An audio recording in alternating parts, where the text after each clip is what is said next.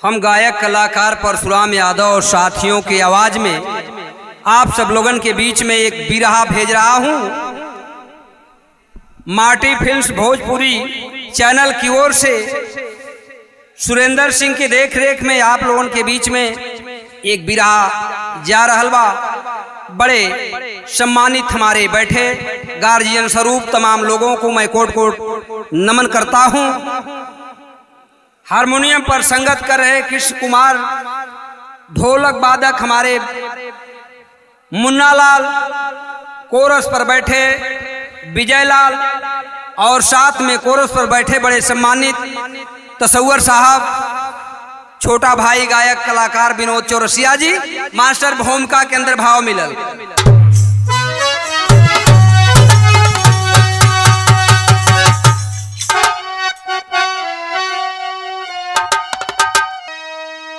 माता की ममता है छाया की सागर, माता ही दाता है सृष्टि की जननी, माता का नाता अजूबा अडिग है, माता की गाथा धरा पे निशानी, माता को माता न होती जगत में, माता का नाता है धर्म से ज्यादा, माता का रिश्ता को जिसने है समझा, माता को मुन्ना कभी जाना करम से।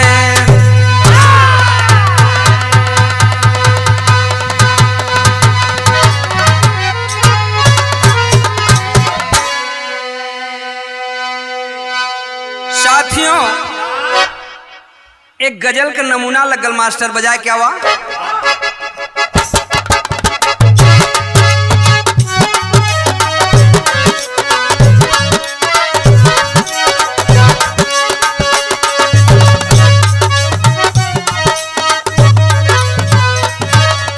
ओहो, अरे मुझे प्यार की जिंदगी देने वाले, मुझे प्यार की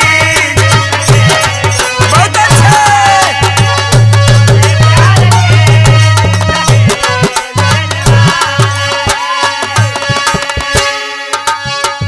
कभी गम न देना,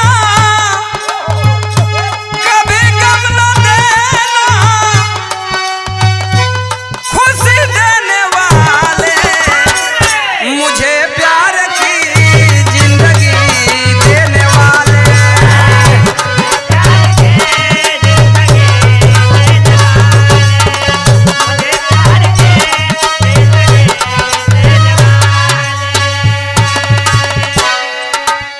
भाव मिलल भी आप बताओ कागल। अरे कब्र में दफन हो कफन रो रहा है,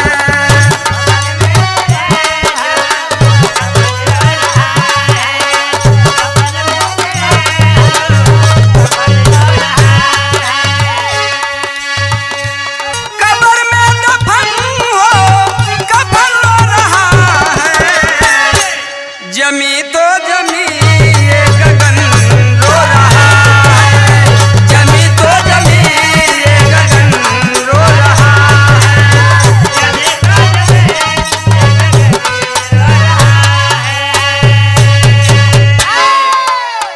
विराग के अंदर भाव मिलल बाबू। धर्म और ग्रंथ से भी बड़ा एक नाता है,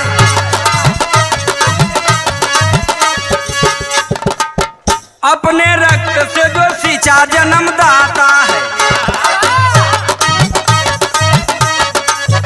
बड़े ही प्यार और दुलार से श्रृंगार करे,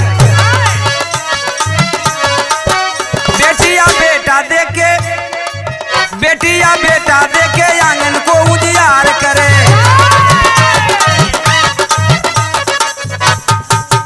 माँ का रूप इस जहां में सबसे प्यारा है, पुत्र या पुत्र ही बुढ़ापे का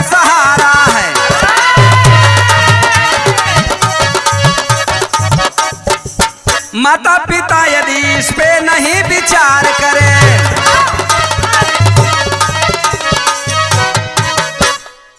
धर्म और जन्म की माता ही अत्याचार करे। ए बाबू,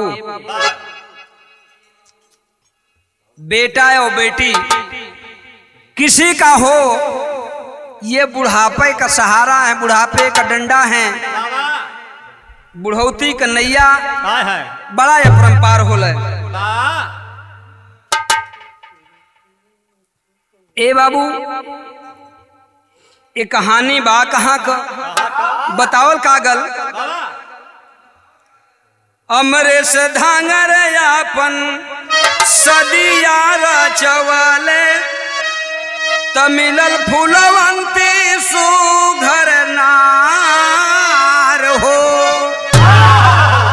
फूलवंती के गोदिया के अचरा भरइल हो, पावे बेटा बिटिया के प्यार हो। ए बाबू, सोनभद्र जिला के अंतर्गत माची थाना के पनौरा चौकी के नजदीक रहने वाले हमारे अमरेश धांगर, जेकर गांव बा सोमा और सथारी। पहली औरत जो आई रहल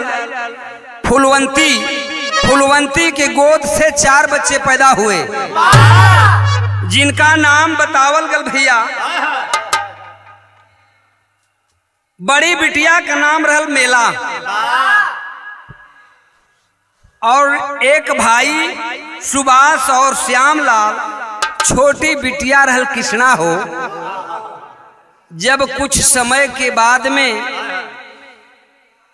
उनके औरत का जब भैया देहांत हो गल, तो समय धीरे धीरे बड़ा लंबा बीत गई। लंबा समय बीतले के बाद में सोचलें कि अब हम एक अपन औरत ले आई घर में। जब औरत ले लें भैया, तो कुछ समय के बाद वो औरतिया छोड़ के भाग गई। जब भाग गई तो तीसर की शादी रचाइल, तो भैल का एक ठे गीत लग गई मास्टर।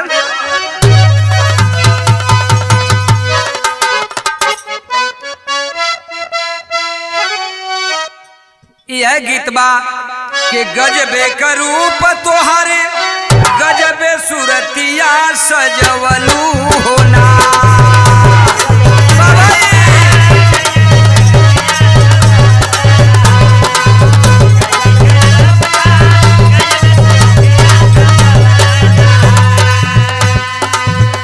गोरी हमके दीवाना बनवलू होना, गोरी हमके बहुत अच्छे।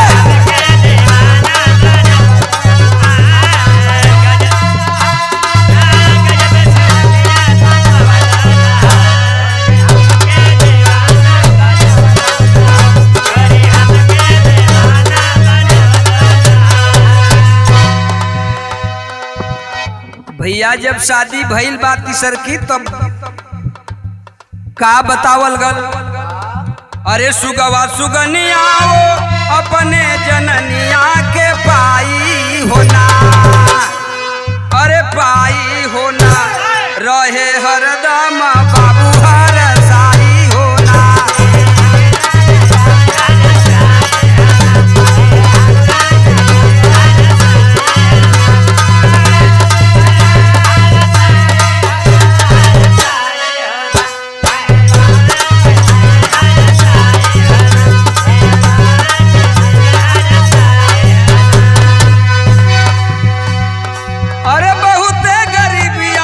चले घर द्वारावा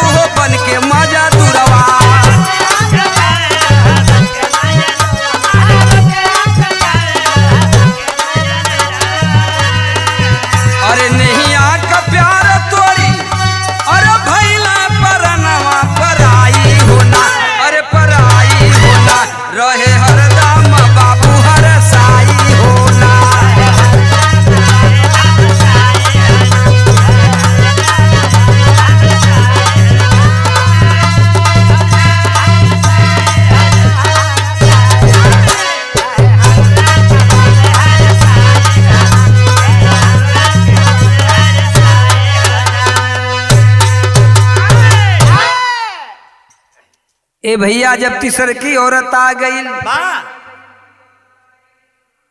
तब बड़ा पड़तारीत करे लगल।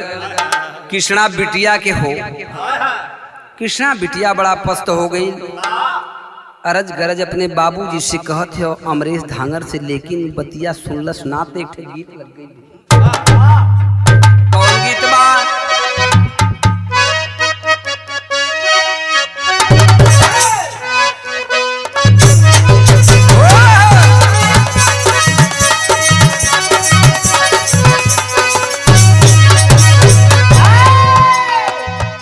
ये मास्टर बजाओ थो गीत का बोल हो। अरे डूबी मार बे राजा, अरे डूबी मार बे राजा, जई बाजब पूर्व के देशवा।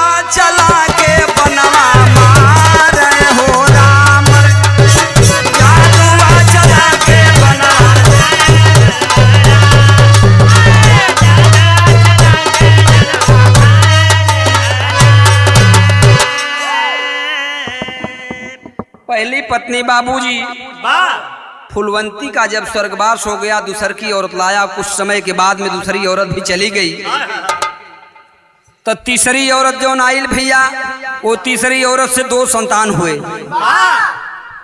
दोनों, एक लड़का चंदन और एक बिटिया हुई, जौन के कृष्णा उसके बड़ी माँ की बहन थी। बड़ी माँ की बिटिया जो उसकी बहन थी, उन्हीं सबके साथ में अपना बहुत बढ़िया से चंदन और उजाला कृष्णा के साथ में रहते थे। अंतरा में बताओ मास्टर।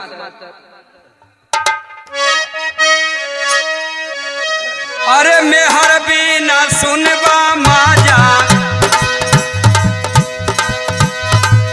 मेहर भी न सुनबा माजा, तरस नित नया नावा हो।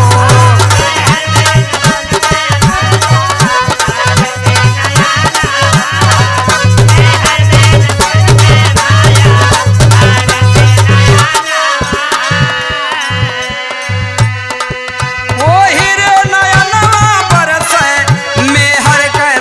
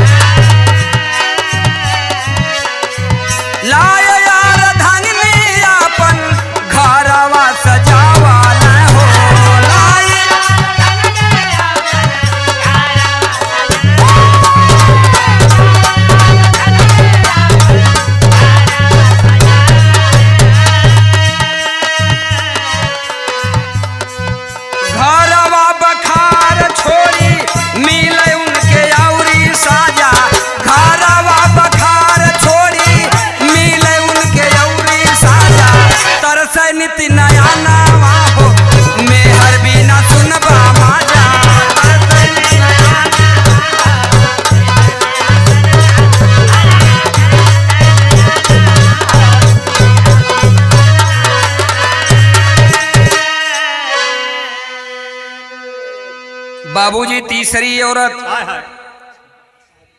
जब वो घर में लाया तो सोच रहे कि हम ले चलते तीसर की औरत तो हमके सुख मिली, लेकिन इतना बड़ा दुख के घर से बाहर काम करने के लिए 24 घंटे तख्त पर रहते थे।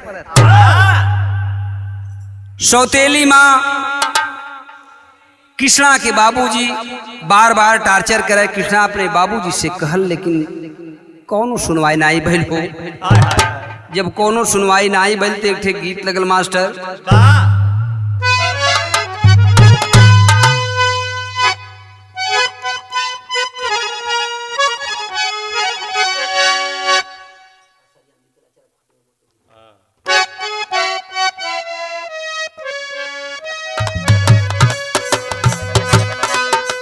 अरे छपरा सहारिया में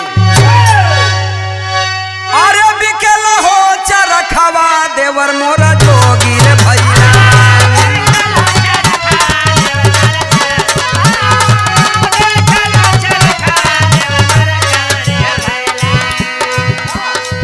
चरखा हो मंगादा लहरदार देवर मोरा जोगी रे भैया।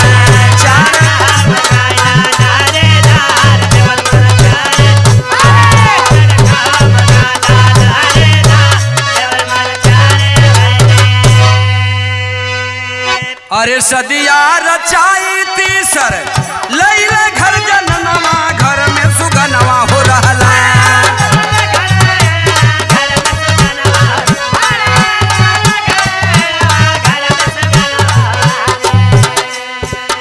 पहली पत्नी कैसा नातान घर में सुगनवा हो रहला। पहली पत्नी कैसा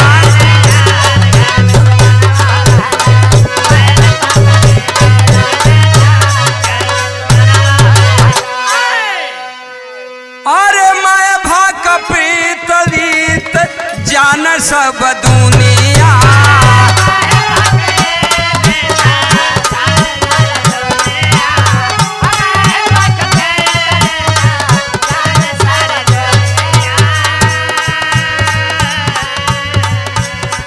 गोदिया में भैला देखा दुई ढून मुनिया।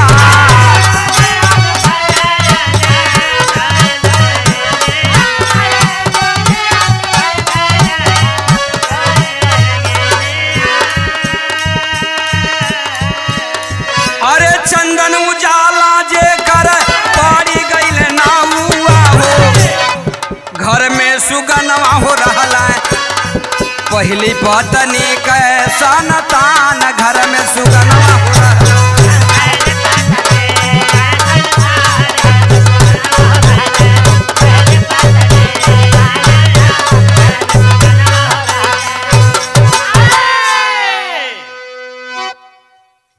बाबूजी पहली पत्नी के संतान घर में रहे, लेकिन तीसरी वाली औरत के एक लड़का का नाम रहल चंदन और बिटिया का नाम रहल उजाला।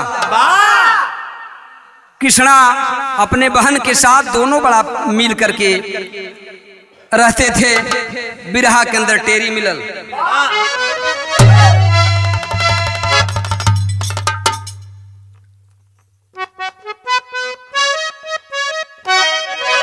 आए राम अरे माया माता की छाया सुनी पड़ गई हो।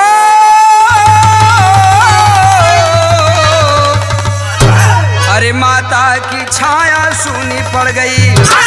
माँ के साथ पिता का बदल गया जब काया यार हो काया यार हो काया।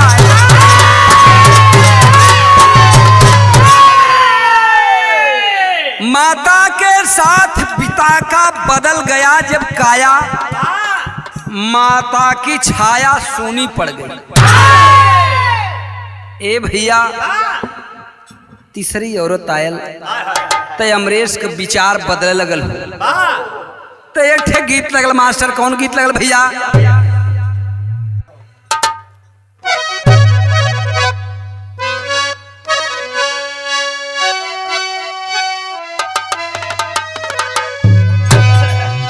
अरे झाझर मारा छवैया जनी बाबा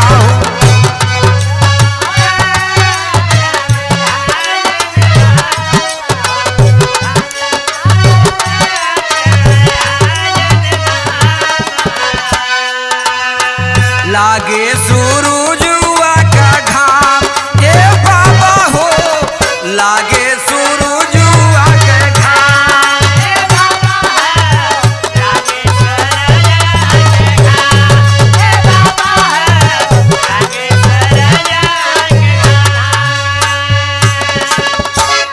ए बाबू ये गीत शादी वादी में माता बहन लोग गावन ही लेकिन बड़ी बिटिया के शादी का तैयारी भी हो गई बा बतावल कागल बड़की बिटिया जवन में लाखू मारिया के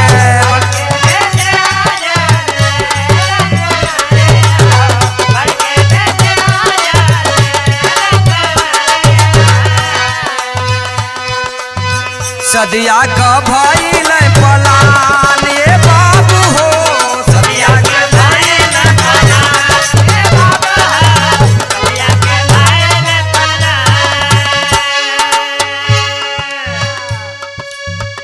बड़ी बिटिया मेला की जब शादी की तैयारी हो गई बाबूजी बड़ा खुशी से शादी हुई।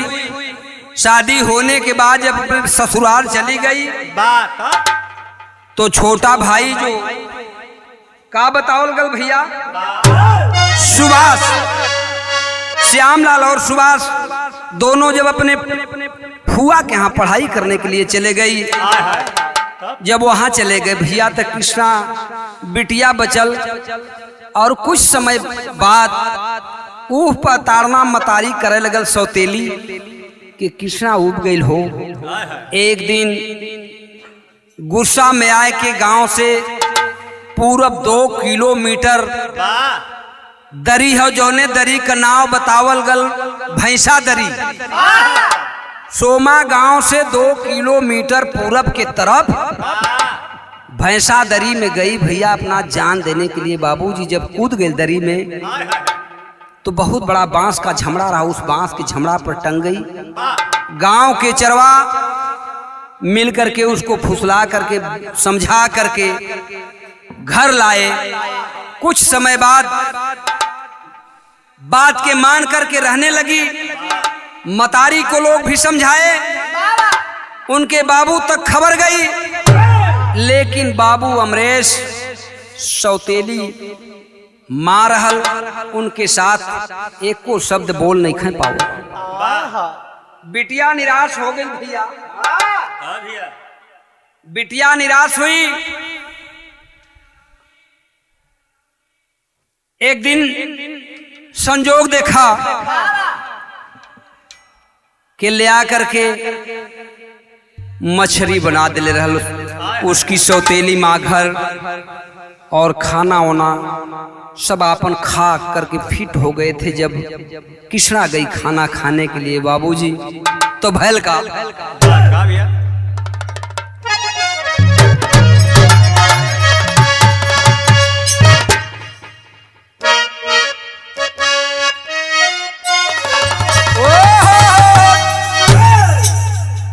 यह गीत बजाओ थो मास्टर के बाबू दरोगा जी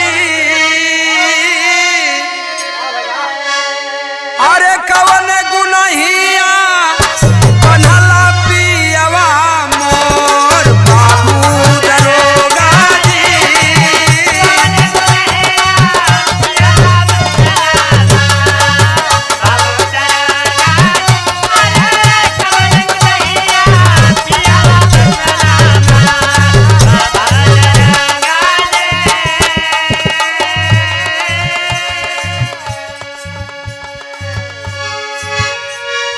बतौलस लड़किया कृष्णा कलश का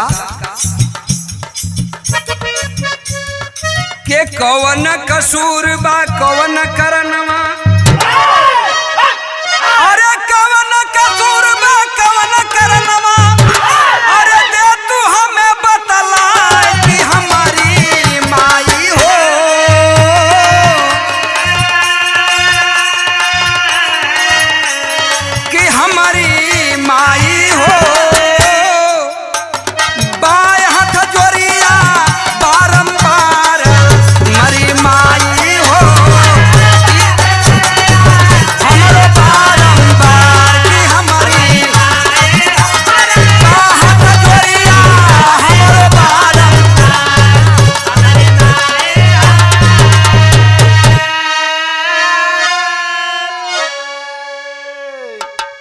बाबूजी जब खाना खाए लगल कृष्णा बिटिया वो समय कलश के माई कौन हम ऐसा कसूर कर देली, कौन हमारा ऐसा कसूर हो जौने में मछरी बनौले रहलू हो लेकिन एक ठे भी मछरी हमके ना मिलल हो। आ उठाए के डंडा तड़ तड़ तड़ दो चार डंडा पिटलस, तमामों गंदी गंदी गालियां देने लगी। उस समय कृष्णा के अपने माई के याद आओ लगल भैया, मतारी के याद आओ लगल के हे माँ ये दुनिया के छोड़कर ये दुनिया में हमके छोड़ के चल गेलू हम, बल्कि साथ में ले गेलू तो ये कलंक से हम दूर हो जाई। बाबूजी सुनते नाई बाणा, हमार भाई जौन बाणा दूठे वो हम ही पठाए दिली फुआ के पास पढ़ाई करने के लिए। अब बड़ी बहन का हमरे शादी हो गई, लेकिन हमार अब बहुत बड़ा दंड होता, हम मुंह दिखावल नहीं जात। माई इतना बड़ा कष्ट होता जो के कुछ कह नहीं जात। बतौलस का दे के जन्मवा बचपन में ही माई मोर छोड़ गईली, दोनों भाई के बुआ के हम ही वहाँ पठौली के हमारी माई हो कि हमारी माई हो। अरे बाहत जोरिया सुनिला हमारो गोहार कि हमारी माई हो।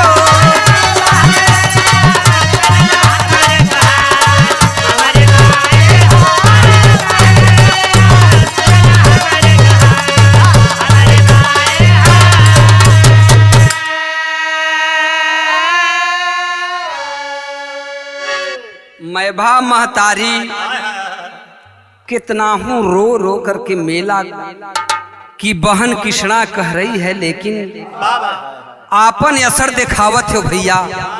आज समाज में जेकर भी मैबा मतारी हुई हैं, जौने बचवन के मतारी दूध पिया के सयान कैलस छोड़ के धरती से चल गई हो, लौका ला के धरती पर कोई ना हो भैया, ये धरती पर कोई ना हो। बिरहा के अंदर विदेशिया में कहल कागल भाई,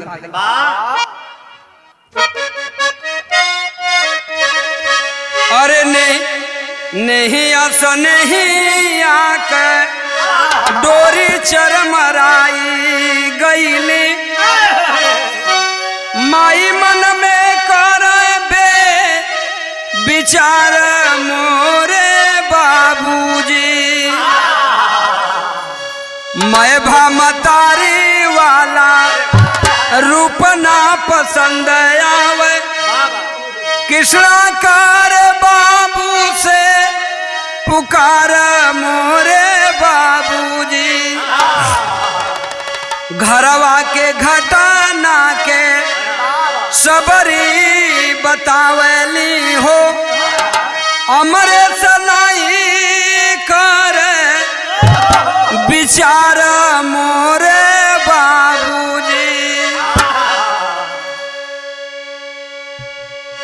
चंदन उजाला जवन रहे दुई ललनावा हो,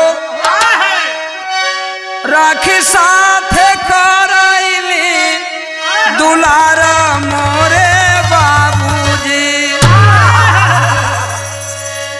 तक झक बिचवा में भैली महतारिया से, जान देवे कृष्णा तई यार मोरे बाबूजी।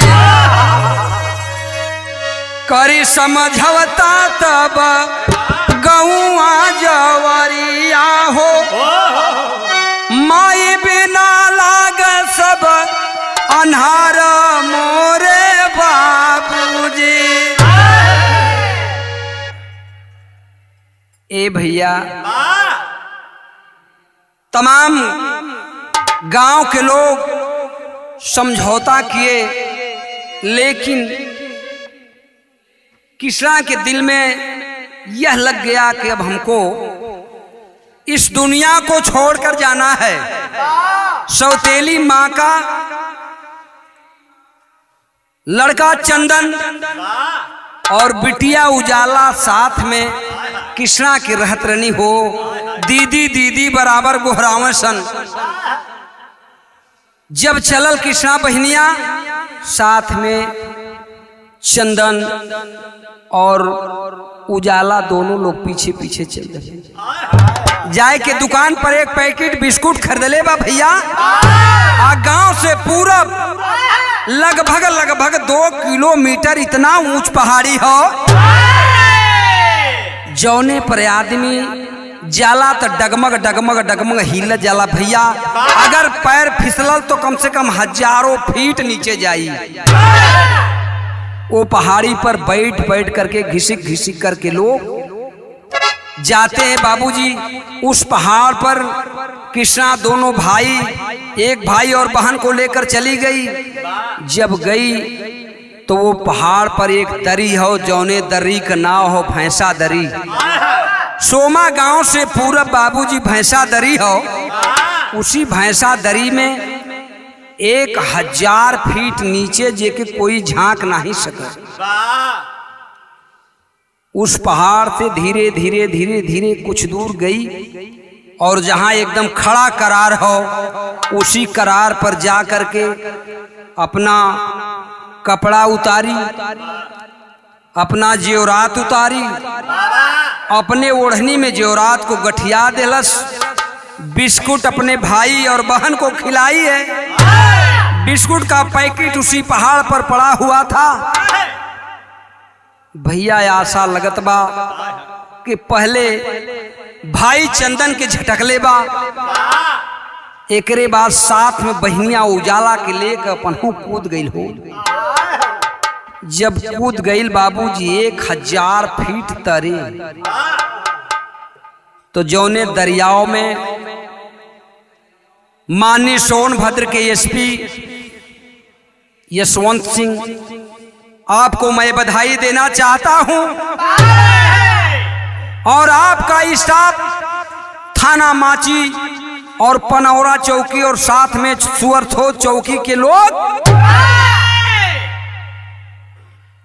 उस घटना स्थल पर गए।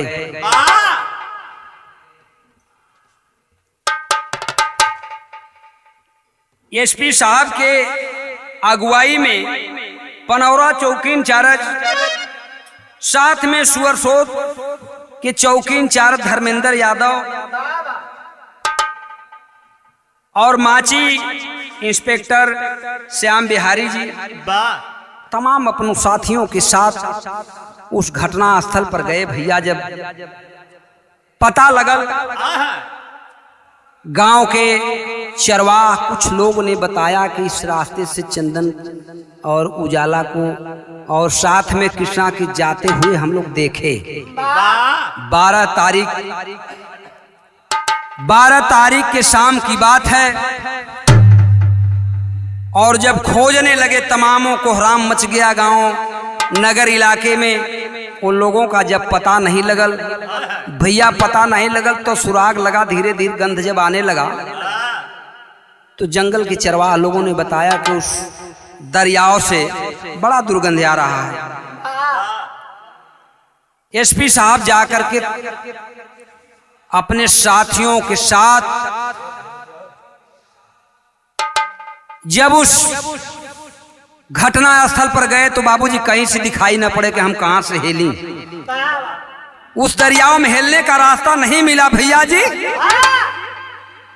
तो कम से कम 2 कोस पैदल चल करके घूमते टहलते धीरे धीरे धीरे धीरे उस दरियाओं के किनारे जब गए, उस समय रात लगभग 11 बजे लगल हो। 11 बजे रात में तमाम गांव के लोग और इलाके के लोग, कप्तान साहब अपने साथियों के सहित घटना स्थल पर पहुंचे। 11 बजे रात में जब बॉडी निकलल भैया तो बतावल कागल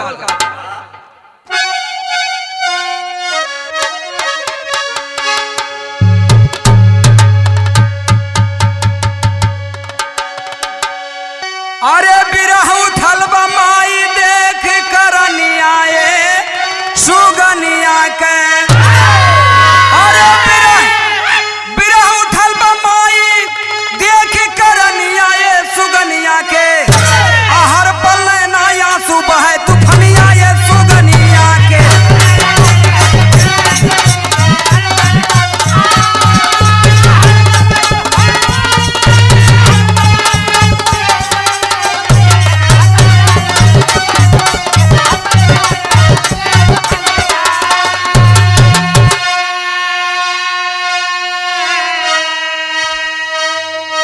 एक दिन घर में मछली बनल बा, कृष्णा गईली खाए हो। एको मछली कृष्णा न खैली, खाना में जब पाई हो मन ही मन उठल बा पलनिया ये सुगनिया के, आहर पलना या सुबह तूफनिया ये सुगनिया।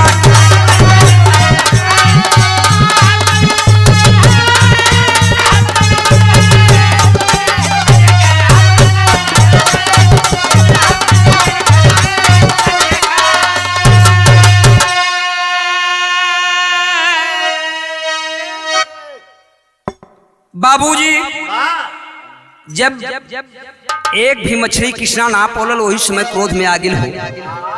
बिरहा के अंदर आल्हा मिलल, आए अरे गैया के बिना जैसे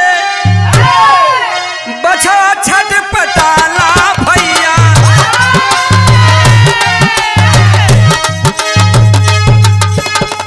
माई के दूधवा होला थोसई हो।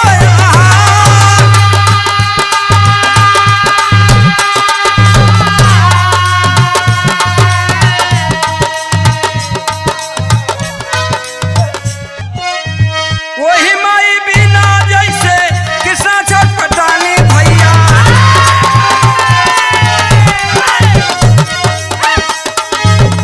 भोजन में घरवा गई है बाबीचा,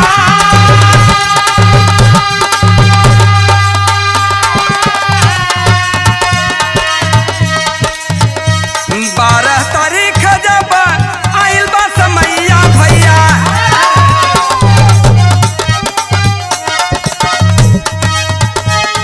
चंदन उजाला छोड़ी गईली घर द्वार,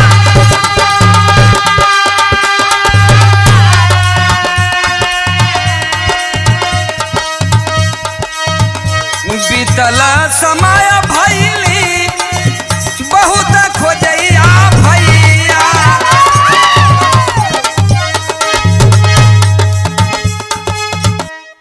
साथियों 12 तारीख की यह घटना है। खोजबीन जब शुरुआत हो गया, बाबूजी कोहराम मच गया गांव में के एक ही परिवार के 3 बच्चे का पता ही नहीं है। बाबूजी इस घटना का पता 16 तारीख को लगा। जब 16 तारीख को लगा तब मतारी यापन छाती पीट पीट करके रोते हो। कैसे भैया? पंधारी में बतावल गल,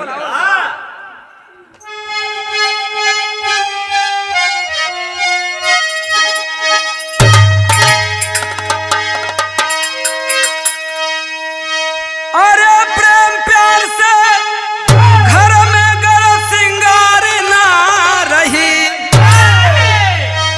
अरे प्रेम प्यार से घर में गर सिंगार ना रही, तो ये गो झोंका आई बगिया के उजाड़ के रही।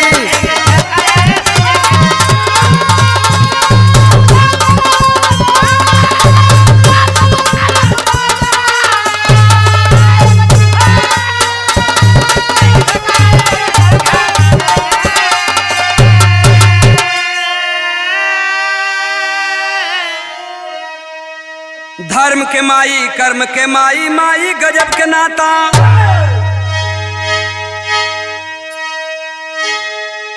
अरे धर्म के माई कर्म के माई, माई गजब के नाता, कर्म लिखा जे होई उतरी है नहीं विधाता हो।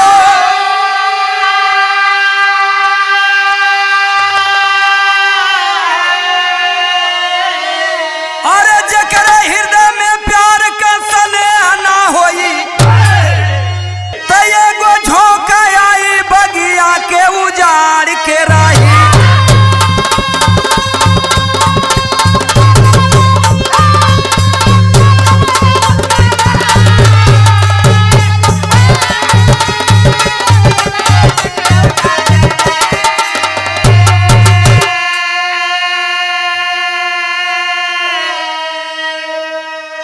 बाबूजी घर परिवार चलाने के लिए बहुत बड़ा प्रेम व्यवहार होना चाहिए। ये दुनिया का परंपरा है। दुनिया में शेर सबको खाता है लेकिन अपने बच्चों को नहीं खाता है। साथियों, बतावल गल का गुरु बिहारी पत्तू 6 वर्ष स्वर्ग से निरखा झांकी, काशी बुल्लू सुखनंद, काशी बुल्लू परसीधन जी देखें सूरत बाकी। अरे माँ की छाया सूनी पड़ गई, यादव परशुराम मुन्ना का कलम लिखाया।